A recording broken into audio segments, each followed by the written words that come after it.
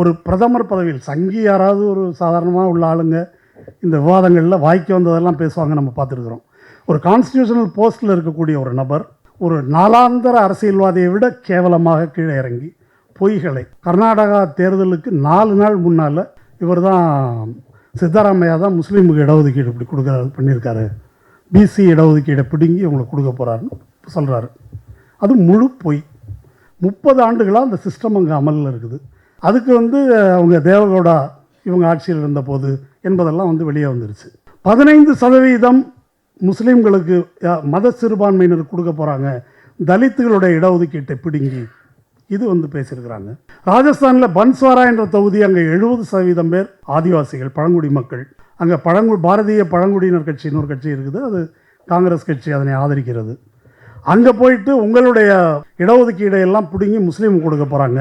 இப்போது இவ்வளவு பொய்களை பேசியும் மத வெறுப்பை தூண்டியும் தேர்தல் ஆணைய நடவடிக்கை எடுக்கவில்லை என்பதெல்லாம் ஒரு விஷயம். இப்போ இப்படியெல்லாம் பேச வேண்டிய நிலை ஏன் ஏற்பட்டது அப்படின்றத பார்க்கும்போது ஒரு கோணத்தில் பார்த்தாக்க பயந்துட்டாங்க. பயந்து போனதனால்தான், தோல்வி நிச்சயம் என்று கருதுவதால் தான் இவ்வளவு கீழ்த்தரமாக இறங்கி அவர் பொய் பேச தொடங்கி இருக்கிறார்.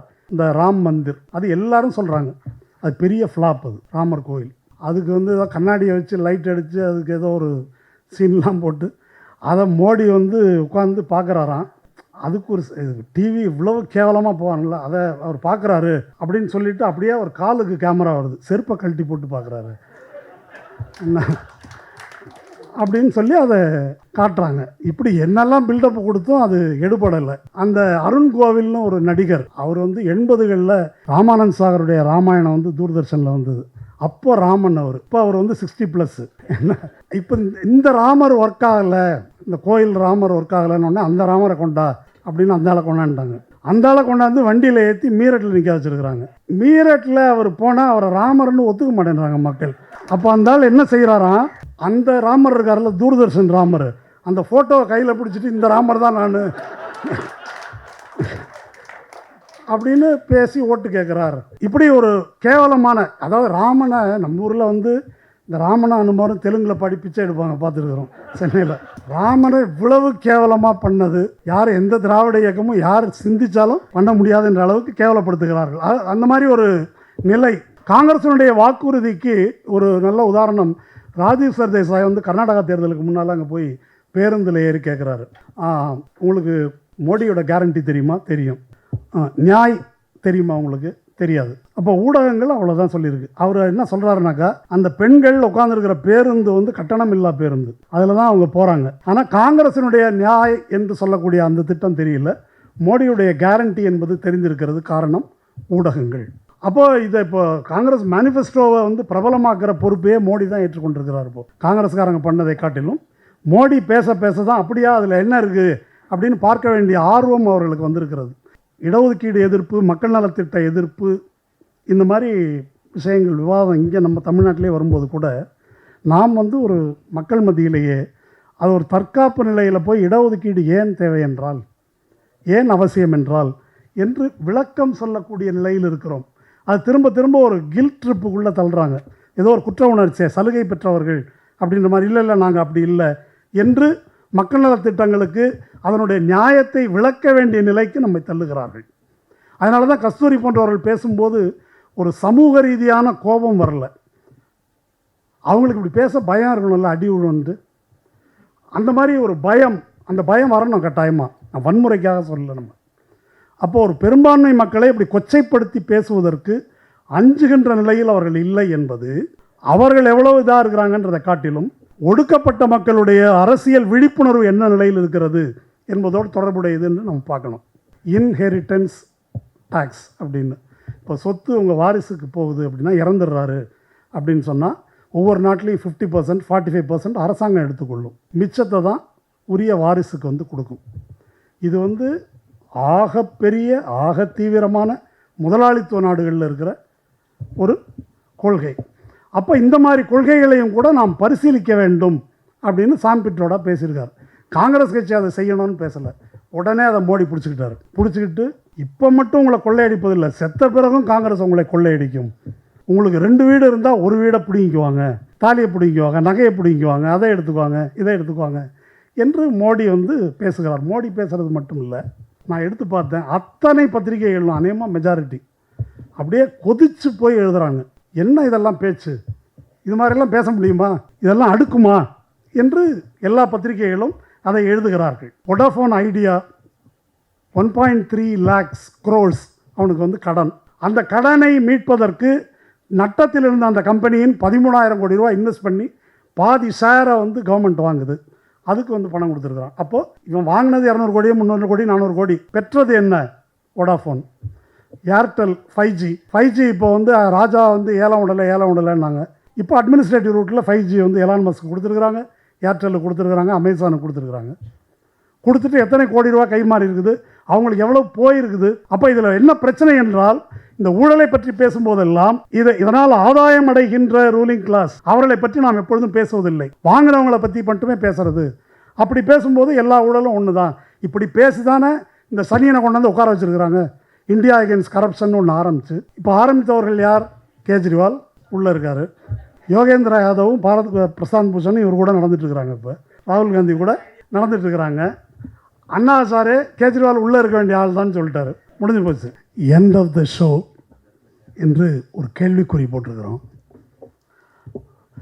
எண்ட் ஆஃப் த ஷோவாக இருக்க வேண்டும் என்பது நம்முடைய விருப்பம்.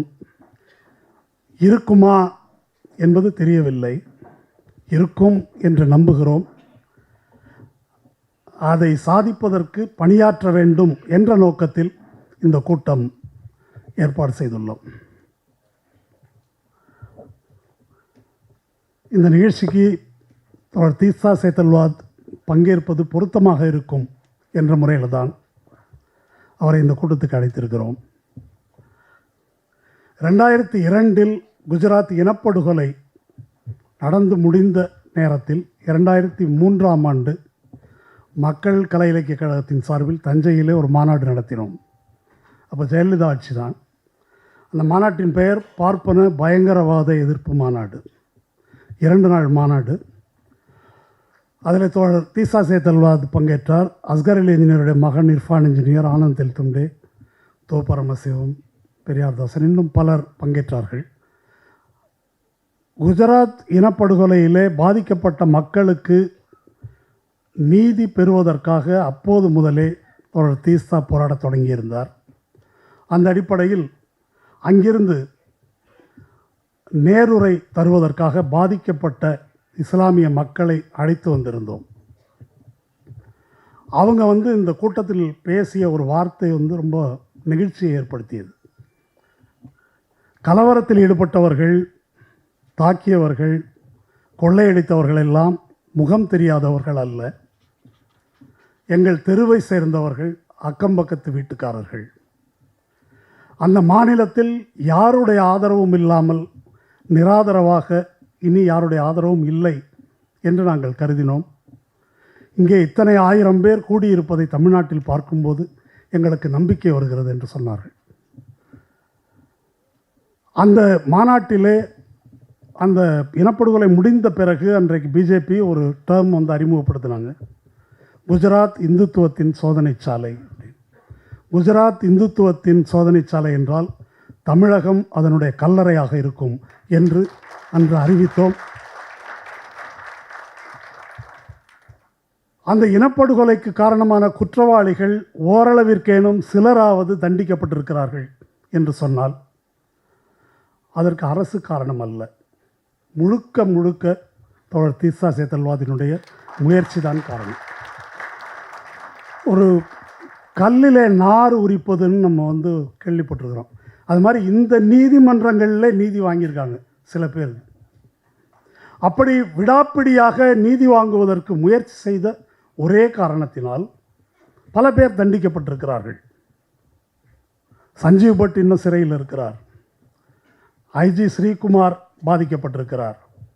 ஹர்ஷ் மந்தேர் வேலையை விட்டு வெளியேறிவிட்டார். தீஸ்தா சேத்தல்வாதுடைய வழக்கு உங்களுக்கு தெரியும். கன்வில்கர் என்ற நீதிபதி ஓய்வு பெற்று விட்டார். அவர் என்ன சொன்னார், கேஸ் என்ன நடத்துகிறாங்க, ஜாக்கியா ஜாஃப்ரினுடைய வழக்கு. இந்த இனப்படுகொலையின் போது போலீஸை கண்டுகொள்ளாமல் இருக்க சொன்னார் மோடி என்று உள்ளே வாக்குறுதி, உள்ளே அவர் பேசினாருன்றதை சொன்னதுக்காக தான் சஞ்சீவ் பட் அங்கே இருந்தார். இந்த இனப்படுகொலைக்கு மோடி பொறுப்பேற்க வேண்டும் என்று தொடுக்கப்பட்ட வழக்கு, அது அப்போ போட்ட வழக்கு ஃபைனலாக அது தள்ளுபடி ஆயிடுச்சு. அது ஒரு தனி கதை. தள்ளுபடியான பிறகு இவங்க தான் வந்து she kept that pot boiling, அது வந்து அந்த கொதிநிலை மாறாமல் வைத்திருந்தார்கள் அப்படின்னு சொல்லி இவங்களெல்லாம் ப்ராசிக்யூட் பண்ணணும் என்று அந்த தீர்ப்பிலே சொல்கிறார். சொன்ன மறுநாளே தீஸ்தா கைது செய்யப்படுகிறார். அந்த நீதிபதி பேர் திரும்ப சொல்கிறேன், கன்வில்கர்.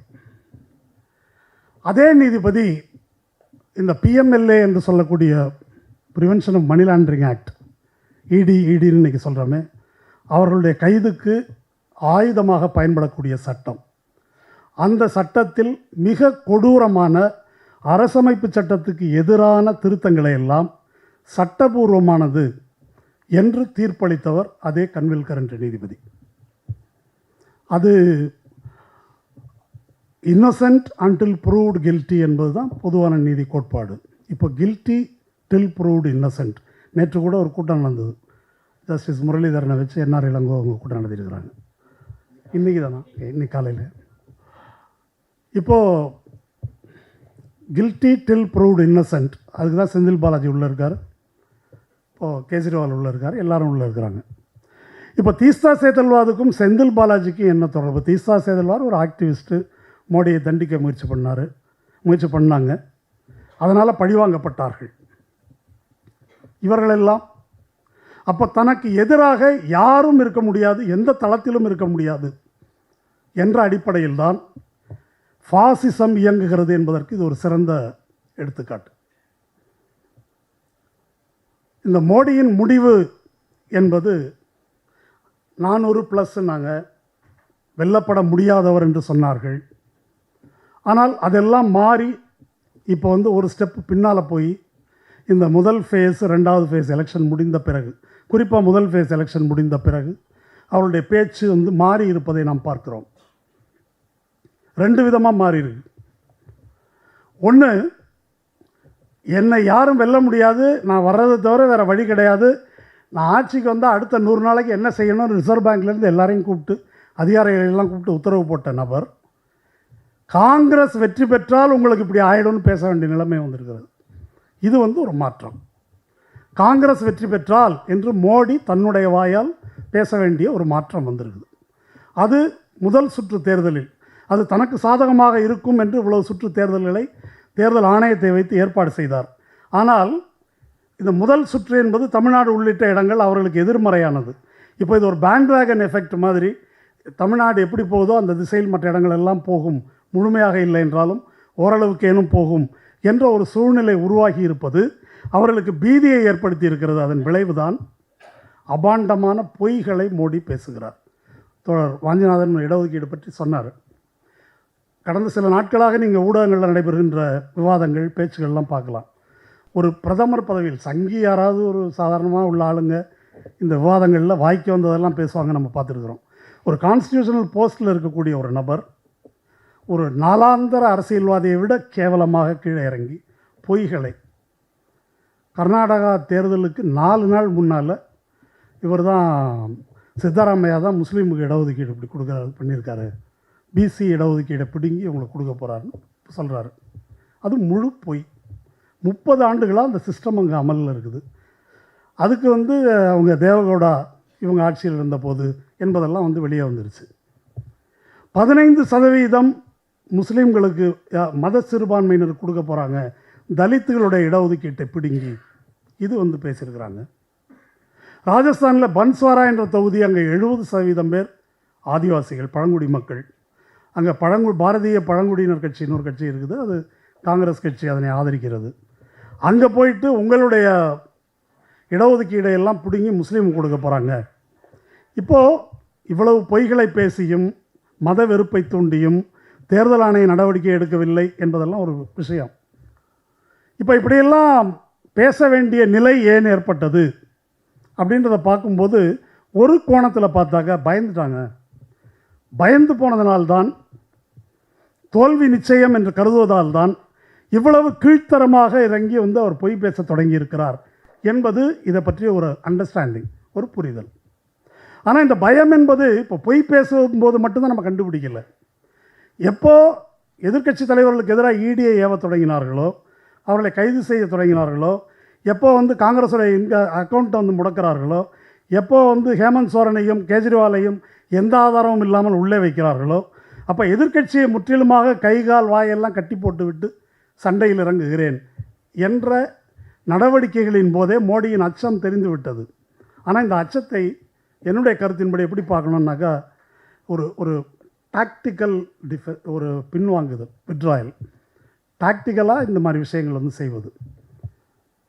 ஆனால் சித்தாந்த ரீதியாக மோடி இப்பொழுது பேசுகிறதெல்லாம் அவர்களுடைய கருத்தியலின்படி, ஆர்எஸ்எஸ் கருத்தியலின்படி அதுதான் அவங்களுடைய நிலைப்பாடு. முஸ்லீம் வெறுப்பாக இருக்கட்டும், அரசமைப்பு சட்டத்தை ஒழிப்பதாக இருக்கட்டும், இடஒதுக்கீட்டை அழிப்பதாக இருக்கட்டும், அல்லது ஜனநாயகம் வேண்டாம் என்பதாக இருக்கட்டும், ஒரு கட்சி ஆட்சியை நிலைநிறுத்துவதாக இருக்கட்டும், சொத்துக்களை எல்லாம் பார்ப்பன பனியா முதலாளிகளுக்கு தாரை வார்ப்பதாக இருக்கட்டும், இதெல்லாம் அவங்களுடைய கொள்கையிலேயே இருக்கிறது. அடிப்படையில் இதெல்லாம் அவங்களுடைய தொலைநோக்கு திட்டங்கள். இந்த திட்டங்களை எல்லாம் வெளிப்படையாக பேச முடியாமல் ஒரு தற்காப்பு நிலைக்கு கடந்த சில நாட்களாக தள்ளப்பட்டு விட்டோம் என்ற ஆத்திரத்தில் தான் இந்த நடிகை கஸ்தூரி பாண்டே போன்றவர்கள்லாம் அப்படி பேசுகிறது.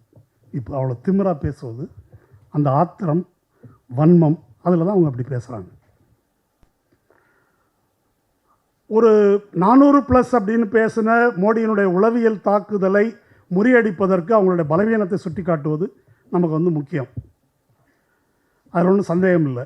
ஆனால் மொத்தமாக இது சும்மா நடிப்பு தான் என்று இதை குறைத்து மதிப்பிடக்கூடாது என்பதற்கு தான் இதை வலியுறுத்துகிறேன். இது ஒரு விஷயம். இப்போ வட இந்தியாவில் ஏற்பட்டு வருகின்ற மாற்றங்களை நாம் எப்படி பார்ப்பது, இது ரொம்ப முக்கியம். கொஞ்சம் பேர் எப்படி கருதுகிறாங்கன்னா, ஒரு பெரிய அளவு மாற்றம் அலை வீசுது, அந்த பக்கம் அப்படியே போயிடும் அப்படி கருதுகிறாங்க.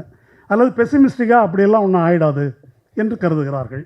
கொஞ்சம் நிதானமாக இதை எடை போட்டு பார்க்க வேண்டும் அப்படின்னு கருதுகிறேன். இதை பற்றி ஓரளவு மற்ற பத்திரிகையாளர்கள் எழுதிய கட்டுரைகள், யூடியூப் பேட்டிகள், இதெல்லாம் பார்க்கும்போது என்ன புரிஞ்சுக்க முடியுது, இப்போ அந்த துருவ்ரத்தி என்பவருடைய வீடியோக்கள் ஏன் செல்வாக்கு செலுத்துகின்றன மக்கள் மத்தியில், இந்த கேள்விக்கு நமக்கு விடை வேணும். இப்போ வட இந்தியாவில் உள்ள மக்கள் மத்தியில் மோடியை பற்றி ஒரு வலிமையான பிம்பம் உருவாக்கப்பட்டிருக்குது. அந்த பிம்பம் இன்னும் தகர்ந்து விடவில்லை என்று தான் பிஜேபி தோற்கும் என்று சொல்பவர்களும் கூட சொல்கிறார்கள்.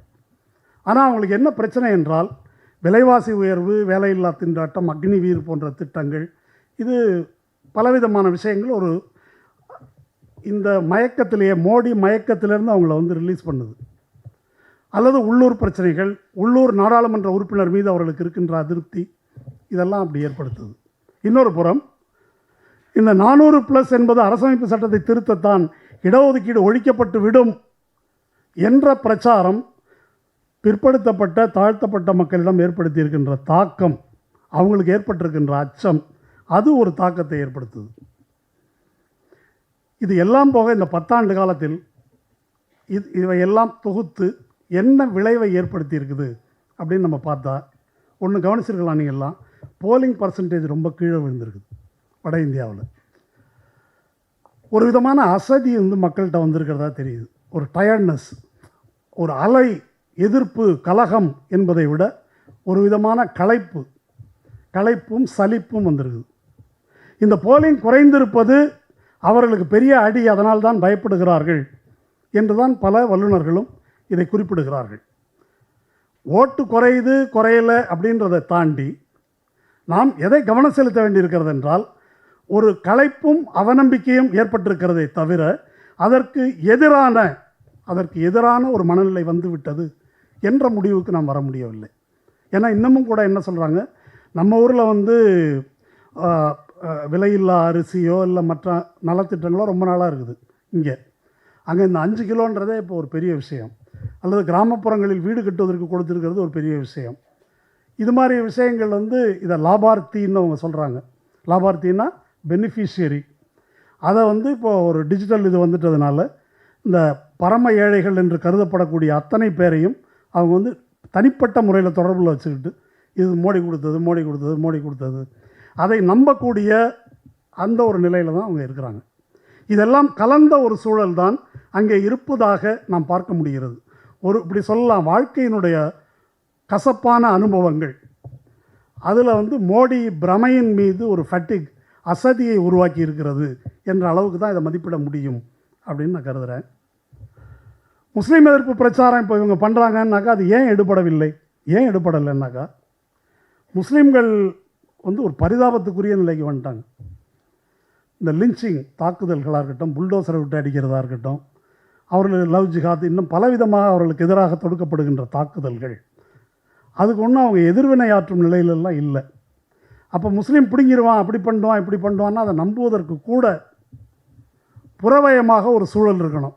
அப்படி இருக்கிறதுனால அது வந்து எடுபடவில்லை.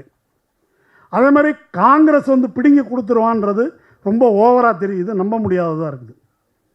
இதெல்லாம் கலந்த கலவை தான் அங்கே உள்ள நிலை. இப்போ லோக்நிதி சிஎஸ்டிஎஸ் சர்வேயில் இந்தியா வந்து ஒரு ப்ளூரல் கண்ட்ரி, இந்த 10,000 சாம்பிள் எடுத்திருக்கிறாங்க.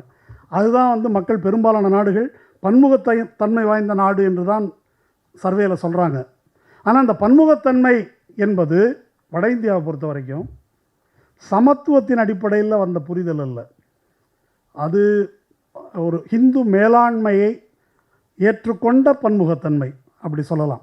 கடந்த 40 ஆண்டுகளில் அப்படி ஒரு உளவியல் அங்கே ஏற்படுத்தப்பட்டு விட்டது என்பதை தென்னிந்தியாவில் இல்லை, வட இந்தியாவில் அப்படி ஒன்று ஏற்படுத்தப்பட்டு அது வந்து கிட்டத்தட்ட நிலைத்து விட்டது என்ற யதார்த்தமும் இருக்கிறது. இப்போ காங்கிரசினுடைய தேர்தல் அறிக்கை அவர்களுக்கு மிகப்பெரிய தாக்கத்தை ஏற்படுத்தி இருக்கிறது.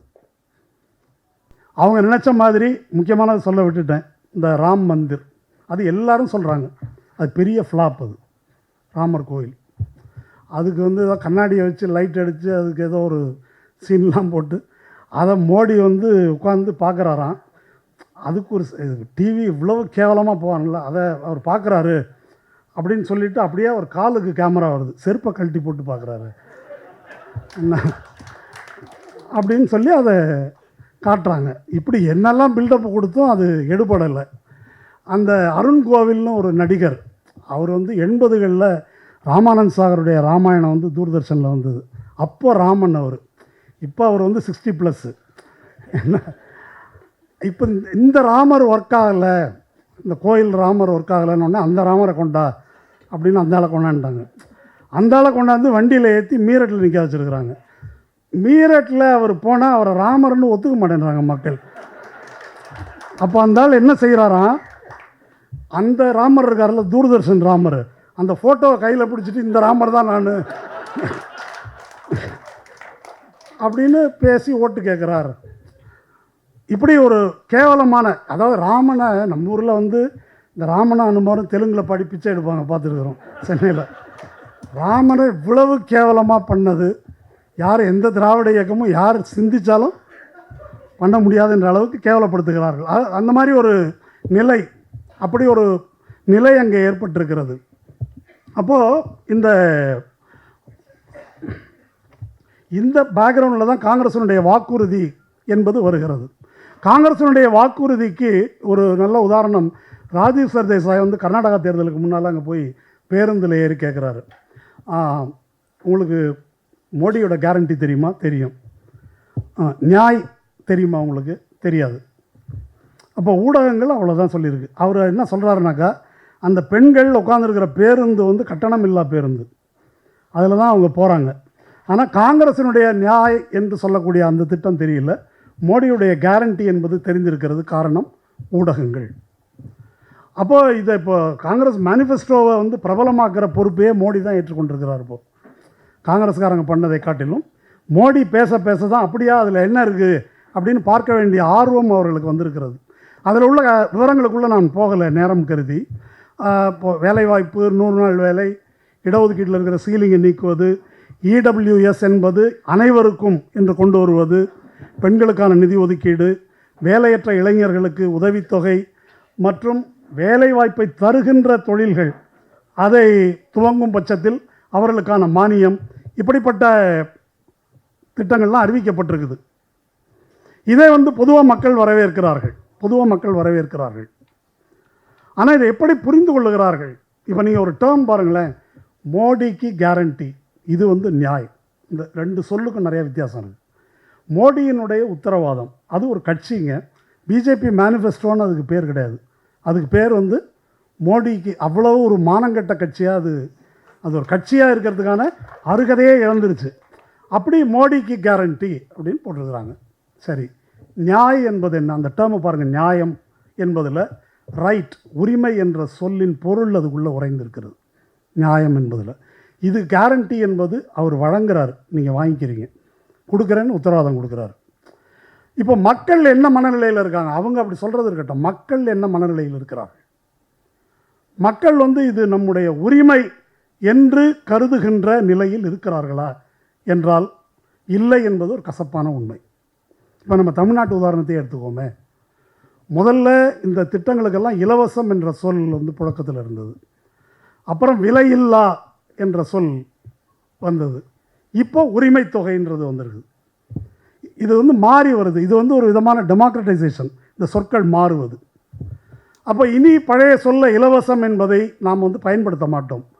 ஆனால் அங்கே அது போன்ற நிலைமை இல்லை என்பது தான் வந்து ஒரு பிரச்சனை. அதனால தான் இந்த மாதிரி திட்டங்களை ரேவடி கல்ச்சர் என்று எதிர்க்க முடிகிறது, அல்லது 100 நாள் வேலை திட்டம் சோம்பேறியாக்கும் என்று பேச முடிகிறது, மீன் பிடிக்க கற்றுக் கொடுங்க, மீனை கொடுக்காதீங்கன்னு பேச முடியுது. இதெல்லாம் வந்து எங்கேருந்து வருகிறது என்று சொன்னால், இந்த இலவசம் என்று அவர்கள் பேசுவது மட்டுமல்ல, அதை பெறுகின்ற மக்களும் கூட அந்த கண்ணோட்டத்தில் பார்ப்பது என்பதிலிருந்து அது வருது. அப்போது இடஒதுக்கீடு எதிர்ப்பு, மக்கள் நலத்திட்ட எதிர்ப்பு, இந்த மாதிரி விஷயங்கள் விவாதம் இங்கே நம்ம தமிழ்நாட்டிலே வரும்போது கூட நாம் வந்து ஒரு மக்கள் மத்தியிலேயே அது ஒரு தற்காப்பு நிலையில் போய் இடஒதுக்கீடு ஏன் தேவை என்றால், ஏன் அவசியம் என்றால் என்று விளக்கம் சொல்லக்கூடிய நிலையில் இருக்கிறோம். அது திரும்ப திரும்ப ஒரு கில்ட் ட்ரிப்புக்குள்ளே தள்ளுறாங்க. ஏதோ ஒரு குற்ற உணர்ச்சியை, சலுகை பெற்றவர்கள் அப்படின்ற மாதிரி. இல்லை நாங்கள் அப்படி இல்லை என்று மக்கள் நலத்திட்டங்களுக்கு அதனுடைய நியாயத்தை விளக்க வேண்டிய நிலைக்கு நம்மை தள்ளுகிறார்கள். அதனால தான் கஸ்தூரி போன்றவர்கள் பேசும்போது ஒரு சமூக ரீதியான கோபம் வரல. அவங்களுக்கு இப்படி பேச பயம் இருக்கணும்ல, அடி விழுந்து அந்த மாதிரி ஒரு பயம், அந்த பயம் வரணும் கட்டாயமாக. நான் வன்முறைக்காக சொல்லலை நம்ம. அப்போது ஒரு பெரும்பான்மை மக்களை இப்படி கொச்சைப்படுத்தி பேசுவதற்கு அஞ்சுகின்ற நிலையில் அவர்கள் இல்லை என்பது, அவர்கள் எவ்வளவு இதாக இருக்கிறாங்கன்றதை காட்டிலும் ஒடுக்கப்பட்ட மக்களுடைய அரசியல் விழிப்புணர்வு என்ன நிலையில் இருக்கிறது என்பதோடு தொடர்புடையதுன்னு நம்ம பார்க்கணும். இப்போ 2006 வந்து மன்மோகன் சிங் வந்து they should have the first claim on resources அப்படின்னு சொல்கிறாரு. அந்த ஃபஸ்ட்டு கிளைம் ஆன் ரிசோர்ஸஸ் என்பதை புரிந்து கொள்ளும் நிலையில் அவர் சொல்லக்கூடிய பிசி, எஸ்சி, சிறுபான்மை மக்கள் அது அந்த கோணத்தில் புரிந்து கொள்ளும் நிலைமையில் இல்லை. இப்போது இந்த மேனிஃபெஸ்டோ வந்த பிறகு சாம் பிட்ரோடா வந்து இன்ஹெரிட்டன்ஸ் டேக்ஸ் என்பதை பற்றி பேசுகிறார். உங்களுக்கு தெரிஞ்சிருக்கலாம், சாம் பிட்ரோடா முன்ன ஆலோசகராக இருந்தவர் ராஜீவ்காந்தி காலத்தில். அவர் வந்து என்ன பேசியிருக்காரு யூஎஸில் அப்படின்னா, அமெரிக்கா, பிரிட்டன், தென்கொரியா, ஜப்பான் போன்ற நாடுகளில் ஒரு சட்டம் இருக்குது, இன்ஹெரிட்டன்ஸ் டேக்ஸ் அப்படின்னு. இப்போ சொத்து உங்கள் வாரிசுக்கு போகுது அப்படின்னா, இறந்துடுறாரு அப்படின்னு சொன்னால் ஒவ்வொரு நாட்டிலையும் 50%, 45% அரசாங்கம் எடுத்துக்கொள்ளும். மிச்சத்தை தான் உரிய வாரிசுக்கு வந்து கொடுக்கும். இது வந்து ஆகப்பெரிய, ஆக தீவிரமான முதலாளித்துவ நாடுகளில் இருக்கிற ஒரு கொள்கை. அப்போ இந்த மாதிரி கொள்கைகளையும் கூட நாம் பரிசீலிக்க வேண்டும் அப்படின்னு சாம் பிட்ரோடா பேசியிருக்கார். காங்கிரஸ் கட்சி அதை செய்யணும்னு பேசலை, உடனே அதை மோடி பிடிச்சிக்கிட்டார். பிடிச்சிக்கிட்டு இப்போ மட்டும் உங்களை கொள்ளையடிப்பதில்லை, செத்த பிறகும் காங்கிரஸ் உங்களை கொள்ளையடிக்கும். உங்களுக்கு 2 வீடு இருந்தால் ஒரு வீடை பிடிங்குவாங்க, தாலியை பிடிங்குவாங்க, நகையை பிடிங்குவாங்க, அதை எடுத்துக்குவாங்க, இதை எடுத்துக்குவாங்க என்று மோடி வந்து பேசுகிறார். மோடி பேசுகிறது மட்டும் இல்லை, நான் எடுத்து பார்த்தேன், அத்தனை பத்திரிகைகளும் அநேகமாக மெஜாரிட்டி அப்படியே கொதித்து போய் எழுதுகிறாங்க. என்ன இதெல்லாம் பேச்சு, இது மாதிரிலாம் பேச முடியுமா, இதெல்லாம் அடுக்குமா என்று எல்லா பத்திரிகைகளும் அதை எழுதுகிறார்கள். இதில் அதாவது இதில் ஒரு வேடிக்கையை வந்து நீங்கள் கவனிக்கணும். பூர்வீக சொத்தில் உரிமை இல்லையா, மோடி பேசியிருக்கிற வார்த்தை ரொம்ப முக்கியமானது. காங்கிரஸ் வந்து நம்ம பண்பாட்டுக்கு எதிராகவே இருக்குது, பாரத பண்பாட்டுக்கு எதிராக இருக்குது. என்னங்க பாரத பண்பாடு? பாரத பண்பாடுன்னா சாகும்போது பிள்ளைக்கு சொத்து சேர்த்து வச்சுட்டு சாகுறது, இது வந்து பாரத பண்பாடு. எத்தனை பாரதத்தில் இருக்கிற எத்தனை பேர் சொத்து சேர்த்து வச்சுட்டு சாகுறாங்க? அல்லது இங்கே மட்டும்தான் அதை செய்கிறீங்களா, உலகம் பூரா இல்லையா அது? இப்போ அந்த இன்ஹெரிட்டன்ஸ் டேக்ஸ்னு அவர் சொன்னதே ஒரு மிகப்பெரிய தனவந்தர்களுக்கு உள்ள ஒரு விஷயம், எல்லாருக்கும் உள்ளதெல்லாம் இல்லை. அங்கே ஒரு குறிப்பிட்ட வருவாய்க்கு மேலே உள்ளது. அது தவறி கூட இங்கே வந்து விடுமோ என்று உஷாராக உடனே அதை பேசுவதற்கு வருகிறார்கள். அதில் சுதேசி ஜாகரன் மஞ்ச், நம்ம குருமூர்த்தியோடைய அமைப்பு, அதனுடைய தலைவர், இதெல்லாம் கொண்டு வந்தாக்கா குடும்ப தொழில்கள் பாதிக்கப்படும். எந்த குடும்ப தொழில்? அதானி, அம்பானி குடும்ப தொழில்கள் பாதிக்கப்படும். இது இப்போ இவர்கள் பேசுவதை நல்லா பாருங்களேன். அவங்க என்ன ப்ரெசென்ட் பண்ணுறாங்க, என்ன சொல்கிறாங்கன்னாக்கா, சிறு உடைமையாளர்கள், சிறு சொத்து வச்சுருக்கிறவங்க, அல்லது இப்போ நடுத்தர வர்க்கத்திலே 2 வீடு வச்சுருக்கிறவங்க, உங்கள் வீட்டை எடுத்துருவான், உங்கள் வீட்டை எடுத்துருவான். ஆனால் சிறு உடைமையாளர்களுடைய சொத்துக்களை கடந்த 40-50 ஆண்டுகளில் மிகப்பெரிய அளவில் பறிமுதல் செய்தவர் மோடி. டிமானிட்டைசேஷன் 1 போதும். டிமானிட்டைசேஷன் 1ல் எத்தனை சிறு உடைமையாளர்கள், எத்தனை எஸ்எம்இ, எத்தனை சிறு தொழில்கள் போண்டியாக்கப்பட்டன. அதுலேயும் ஜிஎஸ்டிலையும் நம்ம பார்த்தோம். தாலியாக எடுத்துருவாங்க அப்படின்னா, கோவிட் பீரியடில் ஜெயராம் ரமேஷ் ஒரு டேட்டா கொடுத்துருக்காரு. கோவிட் பீரியடில் உழைக்கும் மக்கள் அடமானம் வைத்த தங்கத்தின் மதிப்பு மட்டும் 60,000 கோடி ரூபா. அப்போது இவர்கள்தான் அதை பறிமுதல் செய்பவர்கள் என்பதை மறைத்து காங்கிரஸ் பறிமுதல் செய்துவிடும் என்று ஒரு அச்சுறுத்தலை ஏற்படுத்துகிறார்கள். ஒரு காஷ்மீர்லேருந்து ஒரு அம்மா பண்டிட் ஆர்த்தி டிக்கு அப்படின்னு ஒரு கட்டுரை எழுதியிருக்காங்க, ரொம்ப முக்கியம் அது. அந்த கட்டுரையில் என்ன சொல்கிறாங்க, இது காங்கிரஸ் மேனிஃபெஸ்டோ இல்லை, கம்யூனிஸ்ட் மேனிஃபெஸ்டோ, இது கம்யூனிஸ்ட் மேனிஃபெஸ்டோ அப்படின்னு சொல்லி எழுதியிருக்கிறாங்க. எழுதிட்டு ஷேக் அப்துல்லாவுக்கு இது மாதிரி தான் காஷ்மீருக்கு சிறப்பு சலுகை வழங்கியதன் காரணமாக இந்துக்களிடம் இருந்த நிலமெல்லாம் பறித்து முஸ்லீம்களுக்கு வழங்கப்பட்டது. அது என்ன, முஸ்லீம்கள் இந்து அல்ல, இவங்க நில உடைமையாளர்கள், அவங்க குத்தகை விவசாயிகள், அவர்களுக்கு நிலம் சொந்தமாக்கப்பட்டது. இந்தியாவிலே மிகச்சிறந்த முறையில் லேண்ட் ரிஃபார்ம் அறிமுகப்படுத்தப்பட்ட மாநிலம் காஷ்மீர். ஏன் அறிமுகப்படுத்தப்பட்டது, ஏன் அமல்படுத்தப்பட்டது என்று சொன்னால், இந்த அரசமைப்பு சட்டத்தின் எல்லைக்கு வெளியே காஷ்மீர் இருந்தது. காஷ்மீருக்கு தனி சட்டம் இருந்தது. இங்கே அதையே கலைஞர் செய்ய விரும்பினார். 15 ஸ்டாண்டர்ட் ஏக்கர், இங்கே கோயில் உட்பட பகவானுக்கும் 15 ஸ்டாண்டர்ட் ஏக்கர்னு கொண்டாந்தார். ஆனால் முடியல, அதை பிளாக் பண்ணிட்டாங்க. அந்த சீர்திருத்தத்தை இங்கே அமல்படுத்த முடியவில்லை, அதை அங்கே அமல்படுத்தினார்கள். இதை நம்ம கோட் பண்ணுறாங்க.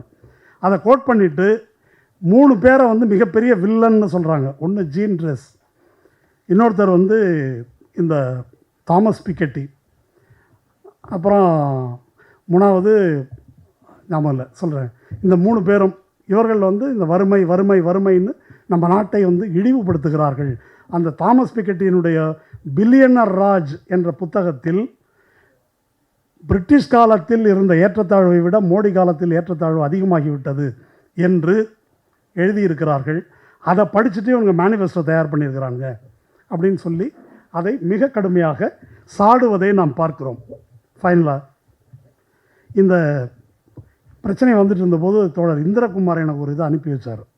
ஸ்வராஜ்யாவிலேருந்து சந்தாதாரர்களுக்கெல்லாம் ஒரு மெயில் வந்திருக்குது. ஸ்வராஜ்யா என்பது இந்த வலதுசாரிகளுடைய பத்திரிகை. அந்த பத்திரிகையிலேருந்து ஒரு மெயில் அனுப்பியிருக்கிறாங்க. அந்த மெயில் ரொம்ப முக்கியமானது. அந்த மெயிலில் என்ன சொல்லியிருக்கிறாங்க, கம்யூனிஸ்ட் ஆர் எனிமி நம்பர் 1 என்று ராஜாஜி அன்றே சொல்லியிருக்கிறார். இன்றைக்கு அந்த நிலைமை ஏற்பட்டிருக்கிறது. After so many decades, we now stand at a point in which we have to choose between socialist, almost communist-style redistribution or against creating wealth for all Indians through moral means. இப்போ நான் முடிவு செய்ய வேண்டும், எது immoral means? இடஒதுக்கீடு immoral, redistribution immoral, taxing immoral. அப்போ moral meansன்றது என்ன? மோடிக்கு கேரண்டி, பிச்சை எடுக்கிறது தான் மாரல் மீன்ஸ். அப்போது இதை நீங்கள் யோசிக்கணும். உடனே ராஜாஜியை போய் கூட்டின்னு வராங்க. ராஜாஜி சொல்லியிருக்காரு, அப்போயே சொல்லியிருக்கிறாரு. அப்போ இதெல்லாம் எதற்கு நாம் பேசுகிறோம் என்று சொன்னால், இதை அவர்கள் எவ்வளவு விழிப்போடு இருக்கிறார்கள் என்பதை புரிந்து கொள்வதற்கு இதை நம்ம பார்க்கணும். இது இந்த தேர்தல் வெற்றியோடு தோல்வியோடு நேரடியாக தொடர்புள்ளது என்ற விஷயத்தில் தான் நான் இதை சொல்கிறேன். ஒரு முரண்பாடை நீங்கள் கவனிங்க. அரசியலில் வாரிசு கூடாது, ஆனால் சொத்தில் வாரிசு வேணும். இது எப்படி? சொத்தில் வாரிசு புனிதமானது. அரசியலில் வாரிசு என்பது அங்கே அந்த கட்சியுடைய பெரும்பான்மை உறுப்பினர்கள் தேர்ந்தெடுக்கிறாங்க. உனக்கு என்ன பிரச்சனை? ஆனால் சொத்தில் வாரிசு என்பது யாராவது பெரும்பான்மை ஷேர் ஹோல்டர்ஸ் தேர்ந்தெடுக்கிறாங்களா? அம்பானியுடைய மகனே எல்லா சொத்தையும் வச்சுக்கிட்டோன்னு சொல்கிறாங்களா? மக்களுக்கு ஓட்டு விடுறாங்களா? அது அவங்களுடைய ரைட், அதை வந்து அப்படி எடுத்துக்கிறாங்க. ஆனால் இந்த ஊழல் ஒழிப்பு, இந்த வாரிசு அரசியல் ஒழிப்பு என்பது தான் கிட்டத்தட்ட பொது புத்தியில் வந்து பதிய வச்சுருக்கிறாங்க. இன்றைய காலகட்டத்தில் இந்த பார்ப்பன பனியா சர்வாதிகாரத்தை பற்றி பேசாமல், இவர் 10 ரூபா வாங்கிட்டார், 20 ரூபா வாங்கிட்டார், 1 லட்ச ரூபா வாங்கிட்டார், ஊழல் ஒழிப்பு என்று பேசுவது பார்ப்பனிய அறத்தின் பால் நிற்பது. அவங்க என்ன அறம்னு பேர் வச்சுக்கிட்டாலும் சரி, அவங்க அந்த பக்கம் நிற்கிறாங்க என்பது பொருள். இப்போ எலக்ட்ரல் பாண்டு கேஸ் வந்ததுங்க. பிஜேபி வாங்கியிருக்கு, வேறு சில கட்சிகள் வாங்கியிருக்கிறாங்க. வாங்கிட்டாங்கன்னு சொல்லிட்டு இருக்கிறோம். அவன் சும்மா கொடுத்ததெல்லாம் கொடுத்தான், சும்மாவாக கொடுத்தான்? எதுக்கு கொடுத்தான்? ரெம்டெசிவிருக்கு வந்து ரெம்டெசிவிர் வேலை செய்யாத மருந்து. பல ஆயிரம் ரூபாய் செலவு பண்ணி கோவிட் காலத்தில் அதை பயன்படுத்தினாங்க. அது வேலை செய்யவில்லை என்று மகாராஷ்டிரா கவர்மெண்ட்டு, பீகார் கவர்மெண்ட்டு சொல்லியிருக்குது. அப்போது இந்த காசை கொடுத்துட்டு அந்த போலி மருந்தை மக்களுக்கு சப்ளை பண்ணியிருக்கான். எத்தனை பேர் செத்தாங்கன்றது கணக்கு இல்லை. வோடாஃபோன் ஐடியா 1.3 lakhs crores அவனுக்கு வந்து கடன். அந்த கடனை மீட்பதற்கு நட்டத்தில் இருந்த அந்த கம்பெனியின் 13,000 கோடி ரூபா இன்வெஸ்ட் பண்ணி பாதி ஷேரை வந்து கவர்மெண்ட் வாங்குது. அதுக்கு வந்து பணம் கொடுத்துருக்குறான். அப்போது இவன் வாங்கினது 200 கோடி, 300 கோடி, 400 கோடி. பெற்றது என்ன? வோடாஃபோன். ஏர்டெல் 5G இப்போ வந்து ராஜா வந்து ஏலம் விடலைன்னாங்க. இப்போ அட்மினிஸ்ட்ரேட்டிவ் ரூட்டில் 5G வந்து எலான் மஸ்க்கு கொடுத்துருக்குறாங்க, ஏர்டெல்லுக்கு கொடுத்துருக்குறாங்க, அமேசானுக்கு கொடுத்துருக்குறாங்க. கொடுத்துட்டு எத்தனை கோடி ரூபா கை மாறி இருக்குது, அவங்களுக்கு எவ்வளோ போயிருக்குது. அப்போ இதில் என்ன பிரச்சனை என்றால், இந்த ஊழலை பற்றி பேசும்போதெல்லாம் இதனால் ஆதாயம் அடைகின்ற ரூலிங் கிளாஸ் அவர்களை பற்றி நாம் எப்பொழுதும் பேசுவதில்லை. வாங்கினவங்களை பற்றி மட்டுமே பேசுகிறது. அப்படி பேசும்போது எல்லா ஊழலும் ஒன்று தான். இப்படி பேசி தானே இந்த சனியனை கொண்டு வந்து உட்கார வச்சுருக்கிறாங்க. இந்தியா அகெயின்ஸ்ட் கரப்ஷன் ஒன்று ஆரம்பிச்சு, இப்போ ஆரம்பித்தவர்கள் யார்? கேஜ்ரிவால் உள்ளே இருக்கார். யோகேந்திர யாதவும் பிரசாந்த் பூஷனும் இவர் கூட நடந்துட்டுருக்குறாங்க. இப்போ யார்? ராகுல் காந்தி கூட நடந்துட்டுருக்குறாங்க. அண்ணா சாரு கேஜ்ரிவால் உள்ளே இருக்க வேண்டிய ஆள் தான் சொல்லிட்டாரு. முடிஞ்சு போச்சு. அப்போது இதுதான் இப்போ அந்த ஊழல் ஒழிப்பு என்ற ஒரு நாடகம் இவர்கள் பதவிக்கு வர பயன்பட்டது என்பதைத்தான் நம்ம வந்து பார்க்க வேண்டும். அதனால் இதுதான் இவர்களுடைய பிரச்சனை. இப்போ எலக்ட்ரல் பாண்டு விஷயத்தில் ஸ்டேட் பேங்க் சார்பாக ஹரீஷ் சால்வே ஆஜராகி அவர் யாருக்கு தெரியுமா பேசுகிறாரு? முதலாளிகளின் ரகசியத்தை காக்கும் உரிமை பற்றி பேசுகிறாரு. ஃபீஸ் வாங்கினது ஸ்டேட் பேங்க் கிட்ட. அவர் பேசுகிறது எதுக்குன்னாக்கா, இல்லை இது இப்படி கொண்டு வந்தீங்கன்னாக்கா யாருக்கு கொடுத்தோன்னு தெரியக்கூடாது என்று கொடுத்தவர்கள் கருதுகிறார்கள். அவங்களுடைய ஜனநாயக உரிமையில் தலையிடுவதாகவும் இல்லையா அப்படின்னு ஆர்கியூ பண்ணுறாரு. அப்போ இதுதான் வந்து விஷயம் என்பதை நான் வந்து இதை புரிந்து கொள்ள வேண்டி இருக்கிறது. அநேகமாக இதனுடைய நாம் பார்க்கின்ற இந்த பிரச்சனையினுடைய சாராம்சமான விஷயங்களை சொல்லியிருக்கிறதா கருதுகிறேன் நான். அதனால் இதை நமக்கு விவரங்கள் அல்ல பிரச்சனை, என்ன கண்ணோட்டத்தில் இவற்றை பார்க்க வேண்டும் என்பது முக்கியம். இப்போ இன்றைக்கி நமக்கு வந்து இணையம் வந்துருச்சு, இன்ஃபர்மேஷன் வந்து அளவுக்கு அதிகமாக நம்ம மேலே கொட்டுது. ஆனால் அத்தகைய தரவுகள் எதுவும் இல்லாத, இவ்வளவு தரவுகள் எதுவும் கிடைக்காத ஒரு காலத்தில் அங்கே பிரிட்டிஷ் மியூசியம் லைப்ரரியிலேயே வாழ்நாளை கழித்தார் கார்ல் மார்க்ஸ். பெரியாருக்கும் அம்பேத்கருக்கும் என்ன தரவுகள் கிடைத்தன? இருந்த தரவுகளை வைத்து கொண்டு அவர்கள் பெற்ற கண்ணோட்டம் இருக்கு இல்லையா, அதை நாம் இன்னும் பெறவில்லை அப்படின்றது ஒரு யதார்த்தம். ஒரு 100 ஆண்டுகளாக சாதி வேற வர்க்கம் வேற அப்படின்னு ஒரு லாவணி, ஒரு முரண்பாடு, இது வந்து ஒரு 100 ஆண்டுகளாக நடந்திருக்குது. அந்த 100 ஆண்டுகளாக நடந்திருக்கிற இந்த முரண்பாடு, இந்த குழப்பம், அதை வந்து மோடி தீர்த்து வச்சுருக்கிறாருன்னு நான் நினைக்கிறேன். இப்போ வந்து ஒரு முட்டு சந்தில் கொண்டு வந்து நிறுத்தி இருக்கிறார். இப்போ நம்ம ஜாதி அப்படின்னு சொன்னாக்கா, இப்போல்லாம் என்னங்க யாருங்க ஜாதி பார்க்குறாங்க அப்படின்னா, பாருங்கள் அனைத்து சாதியினரும் அர்ச்சகராக முடியுமா அப்படின்னு அது ஒன்று சொல்கிறேன். அப்படி அல்ல. பேசஞ்சர் ரயில் இல்லை அப்படின்னா அது ஜாதி பிரச்சனையா வர்க்க பிரச்சனையா? அன்ரிசர்வ்டு கம்பார்ட்மெண்ட்டை கட் பண்ணால் அது ஜாதி பிரச்சனையா வர்க்க பிரச்சனையா? அரசு பள்ளி வீணாக போனால் அது சாதி பிரச்சனையா வர்க்க பிரச்சனையா? நீட் தேர்வு, நுழைவுத் தேர்வுகள் சாதி பிரச்சனையா வர்க்க பிரச்சனையா? இப்படி நீட்டிக்கிட்டே போகலாம். எவ்வளோ இருக்குது. ரேஷன் கடை யாருடைய பிரச்சனை? அப்போ எந்த கம்யூனிட்டி இதில் பாதிக்கப்படுகிறது? அதனால தான் சோஷியோ எக்கனாமிக் கேஸ்ட் சென்சஸ் என்று சொன்ன உடனே அவர்களுக்கு அச்சம் வருகிறது என்பதை வந்து அதனால தான் நம்ம பார்க்குறோம். அதனால் இதை பற்றி பேசும்போது, இந்த கொள்கைகளை அமல்படுத்தும் போது, இப்போ ஒரு விஷயம் ஒன்று படித்தேன் சமீபத்தில். அவர் முதலமைச்சராக மோடி இருந்தபோது மன்மோகன் சிங்கை போய் பார்த்தாராம். மன்மோகன் சிங் பிரதமர். நம்ம புல்லட் ட்ரெயின் விட்டால் நல்லாயிருக்கும்னாராங்க அவர். மன்மோகன் சிங்கிட்ட புல்லட் ட்ரெயினில் எவையா போவான்னு கேட்டிருக்காரு அவர். அது எவனும் போக மாட்டான்றது எனக்கும் தெரியும், நமக்கு ஒரு கெத்தாக இருக்கும் அப்படின்னு இது மேடையில் பேசியிருக்கிறார் அவர். இப்போது இது எனக்கு எதை பார்க்க தோணுதுன்னா, ஹிட்லருடைய புகழ்பெற்ற ஒரு வாசகம் இருக்குது, people need bread and circus அப்படின்னு சொல்லி. மக்களுக்கு வேண்டியது பிரெட்டும் சர்க்கஸும் தான். பிரெட் என்பது 5 கிலோ அரிசி, சர்க்கஸ் தான் பட்டேல் சிலை, புல்லட் ட்ரெயின், ராக்கெட் விடுறேன், சந்திரனுக்கு போகிறேன். இப்போ யோகேந்திர யாதவ் அந்த மாநிலங்கள்லாம் பிரச்சாரம் பண்ணிவிட்டு என்ன சொல்கிறார் அப்படின்னு சொன்னால், வாழ்க்கை ரொம்ப மோசமாக இருக்குதுங்க, வேலை கிடைக்க மாட்டேங்குது, விலைவாசி ஏறிடுச்சு, எல்லா பிரச்சனையும் சொல்கிறாங்க. ஆனால் நாடு முன்னேறி இருக்குது, இது மக்கள் இப்படி சொல்லுகிறார்கள் அப்படின்னு ஒரு 3 மாநிலத்தில் போயிட்டு சொல்கிறார். எப்படி நாடு முன்னேறி இருக்குது? எப்படின்னா, இப்போ உலக நாடுகள்லாம் நம்மளை மதிக்குது. எப்படி மதிக்குதுன்னா, மோடி எல்லாரையும் போய் கட்டி பிடிக்கிறாருல்ல, ஒரு உலக நாடுகள் பூரா கட்டி பிடிக்கிறாரு. அப்புறம் இது ஒரு இல்யூஷன், இந்த மயக்கம் இருக்குது அப்படின்னு சொல்கிறாங்க. இப்போது நாட்டு நலன் வேறு, தன்னுடைய நலன் வேறு என்று கருதக்கூடிய நிலையில் மக்கள் வைத்திருக்கப்படும் வரையில் இந்த பிரச்சனையை தீர்ப்பது முடியாது என்பதை நாம் புரிந்து கொள்ள வேண்டும். கட்சிகளை பொறுத்த வரைக்கும் இப்போ திமுக சில பேர்லாம் காங்கிரஸை நம்ப முடியுமா, திமுகவை நம்ப முடியுமா, சும்மா சொல்லியிருக்கிறாங்க, இதெல்லாம் செஞ்சுருவாங்கன்னு நம்ப முடியுமா, இப்படி வாதிடுபவர்கள் இருக்கிறாங்க. இதில் என்ன முக்கியம் நான் கருதுறேன்னா, எவ்வளோ செய்ய முடியும், எவ்வளோ செய்ய முடியாது, எப்படி செய்வேன்றதெல்லாம் அவங்க சொல்கிறாங்க, அது இருக்கட்டும். அதில் பிரச்சனை என்ன அப்படின்னு சொன்னால், இந்த விஷயத்தை இப்படி பார்க்க வேண்டும் என்ற பார்வையை வைத்திருப்பதே மிகப்பெரிய முன்னேற்றம். அது காங்கிரஸ் சொல்லியிருக்கு என்பது மட்டுமல்ல, இந்த ரிசோர்ஸஸில் ஃபஸ்ட்டு கிளைம் இவர்களுக்கு இருக்க வேண்டும் என்று சொல்வது ஒரு மிகப்பெரிய முன்னேற்றம். அது அவங்க செய்கிறாங்க செய்யலைன்றது அதுக்கப்புறம். இதை நம்ம அதுக்கு அடுத்த நிலைக்கு நம்ம கொண்டு போகணும். இப்போ இப்படி சொல்கிறத ஒரு 90களில் 2000 இதெல்லாம் சொல்லியிருப்பாங்களா? சாய்நாத் ஒரு வார்த்தை சொல்லுவார், இந்த மாதிரி நியோ லிபரல் ஃபண்டமெண்டலிஸ்ட்னு சொல்லுவார். மத கடுங்கோட்பாட்டுவாதிகள் மாதிரி பொருளாதார கடுங்கோட்பாட்டுவாதிகள். அப்போ இதெல்லாம் இது ஒரு மத கோட்பாடு மாதிரி இலவசமாக அல்லது இதெல்லாம் கொடுக்குறதா, இது ஒரு பிளாஸ்ஃபமி, மத தூஷணம் போல் மார்க்கெட்டு ஃபண்டமெண்டலிஸ்ட்டுக்கு எதிரான எந்த பேச்சையும் ஏற்றுக்கொள்ள முடியாது என்று பேசிய ஒரு காலம் இருந்தது. இப்போ இதை பேச முடிகிறது, மக்கள் நலம் என்று பேச முடிகிறது, ஒரு மாற்றை முன்வைக்க முடிகிறது என்பது அவர்களுக்கு பிரச்சனை. இது பிஜேபியின் பிரச்சனை மட்டுமல்ல, இது இந்த அம்பானி, அதானி, அகர்வால், இந்த பெரிய முதலாளிகள் எல்லாருக்கும் இது ஒரு பிரச்சனை. ஏன் பிரச்சனை என்று சொன்னால், இதெல்லாம் எங்கேருந்து கொடுக்க முடியும்?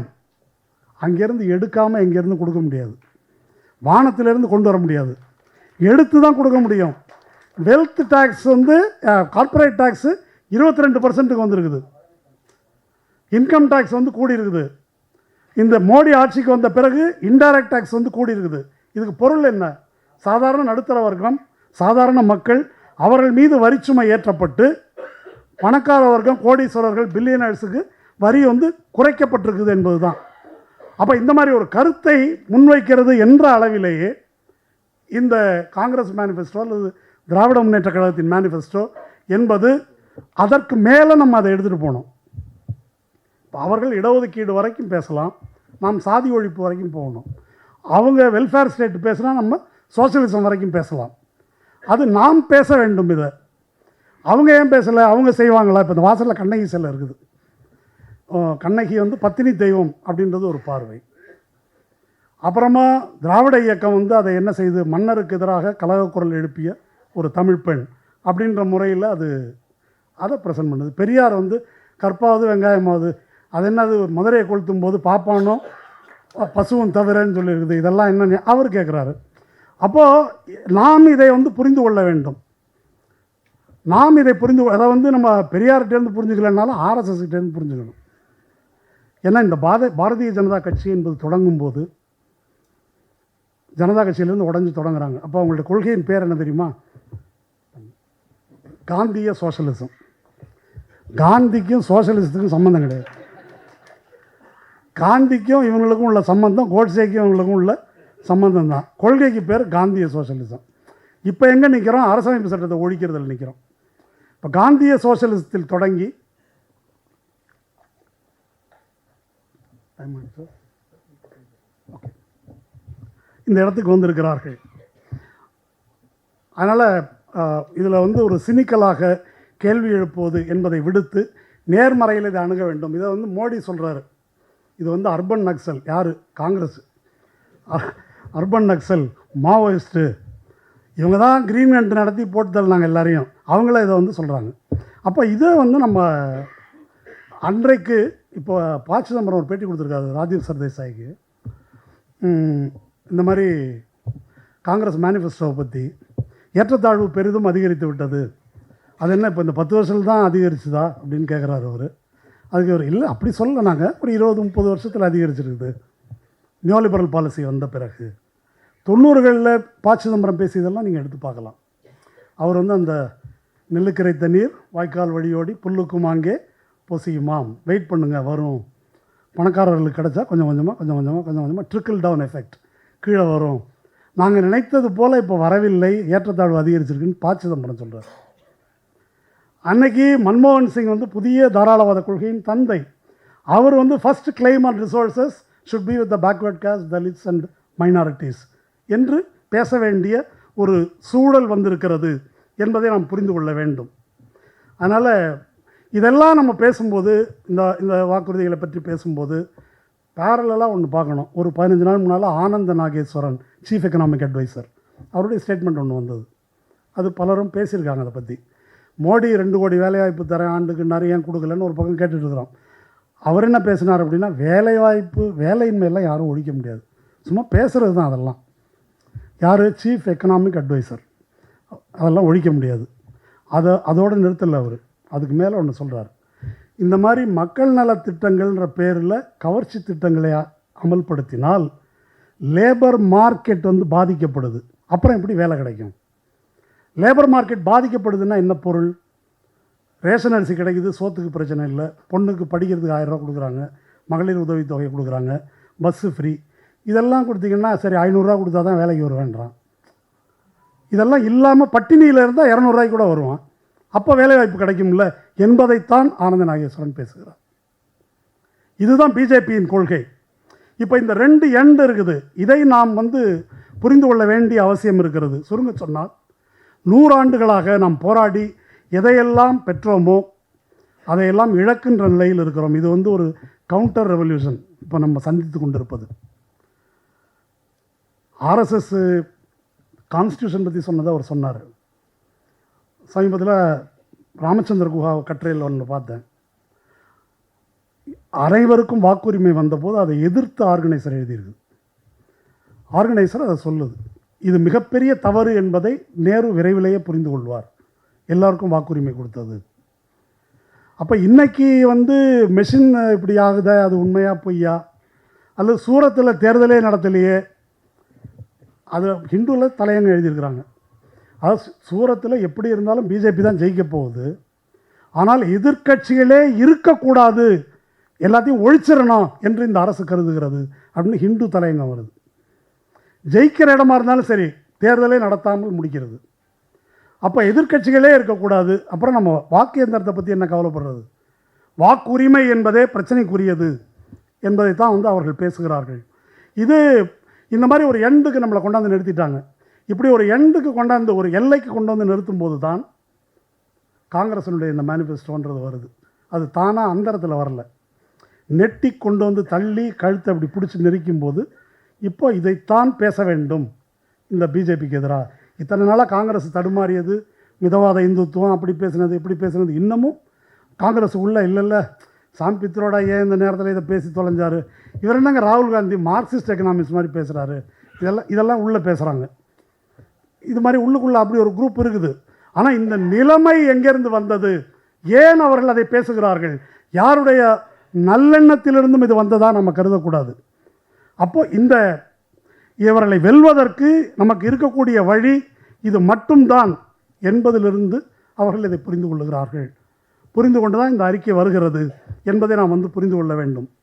அப்படி ஒரு நிலை வந்ததனால்தான் இத்தனை காலம் இந்துத்துவ மாயைக்கு பலியாகி இருந்தவர்கள் துருவரத்தி வீடியோவை பார்க்குறாங்க, அதை வைத்து பேசுகிறார்கள். திடீர்னு வந்து ராகுல் காந்திக்கு ஃபாலோவர்ஸ் வந்து அதிகரிக்கிறாங்க, ரீட்வீட் அதிகரிக்குது, பிஜேபியினுடைய ட்ரோல்கள் வந்து செயலிழந்து போகிறார்கள். இதையெல்லாம் இப்போ நம்ம வந்து கண் முன்னால் பார்க்குறோம். இது ஒரு மாற்றம். எனக்கு இது வந்து கொஞ்சம் மிகையான ஒப்பீடாக இருக்கலாம்.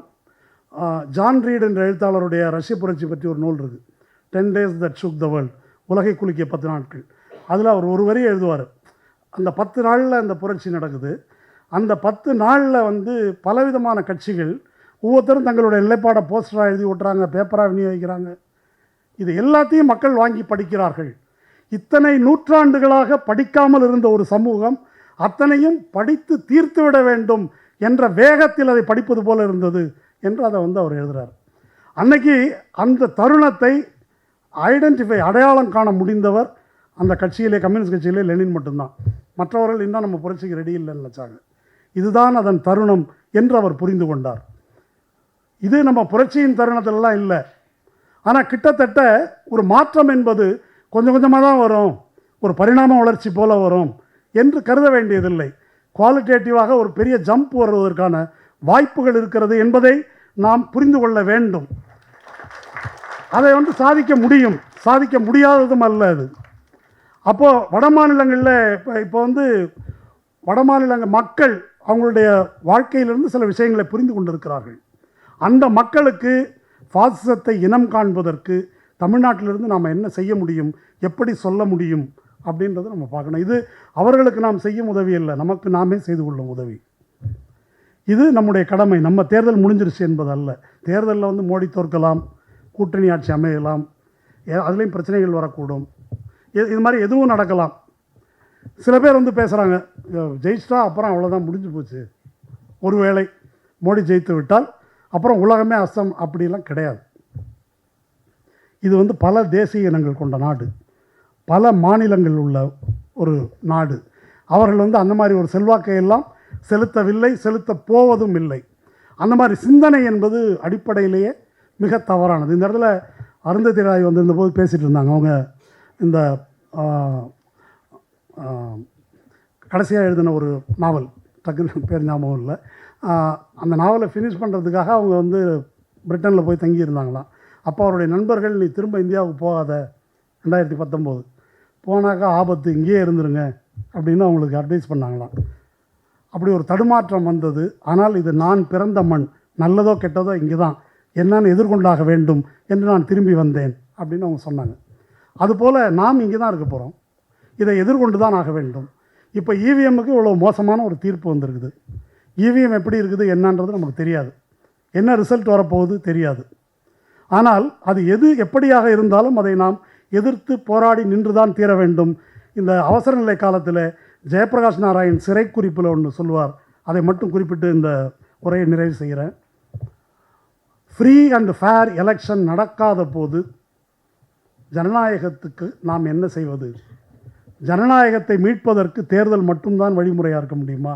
இல்லை, மக்கள் அமைதி வழி கிளர்ச்சியில் இறங்க வேண்டும் என்று ஜெயபிரகாஷ் நாராயண் அன்றைக்கு சிறையில் இருந்த காலத்தில் குறிப்பிடுகிறார். அன்றைக்கு அவசர நிலை அகற்றப்பட்டு எல்லாரும் விடுவிக்கப்பட்டாங்க. தேர்தல் வந்து நியாயமான முறையில் தான் நடந்தது. இன்றைக்கு தேர்தல் ஒரு அவசர நிலையின் கீழ் நடத்தப்படுகிறது. எதிர்க்கட்சி முதல்வர்கள் சிறை வைக்கப்படுகிறார்கள், அக்கௌண்ட் முடக்கப்படுது, இடி எல்லாரையும் விலை பேசுகிறது, எல்லாருக்கும் தலைக்கு மேலே கத்தி தொங்கி கொண்டிருக்கிறது. அப்படி ஒரு மிரட்டலின் கீழ் ஊடகங்கள் பூரா மோடிக்கு தான் பேசும் என்ற ஒரு சூழலில் தேர்தல் ஆணையம் என்ன சொல்லுன்னு தெரியாத நிலையில் உச்சநீதிமன்றம் இப்படிப்பட்ட ஒரு தீர்ப்பை வழங்குகின்ற நிலையில் இந்த தேர்தல் நடைபெறுகிறது. இந்த மாதிரி ஒரு சூழல் நிலவுகிறது என்பதை புரிந்து கொண்டு நாம் செயல்பட வேண்டி இருக்கிறது. அதற்காக வருகின்ற ஒரு மாதத்தில் என்னவெல்லாம் செய்ய முடியுமோ வட இந்திய மக்களுக்கு அதை நாம் செய்வோம். இந்த கூட்டத்தை நான் இங்கேருந்து பேசுகிறதோட நேரம் ஆயிடுச்சு. ஒரு உரையாடலாக, கருத்து கேட்பதாக செயல்படுவதற்கு இந்த தீஸ்தா உரையை முடித்த பிறகு என்ன செய்வது என்பது குறித்து, நாம் எப்படி பங்காற்றுவது என்பது குறித்து பேசுவோம். நன்றி.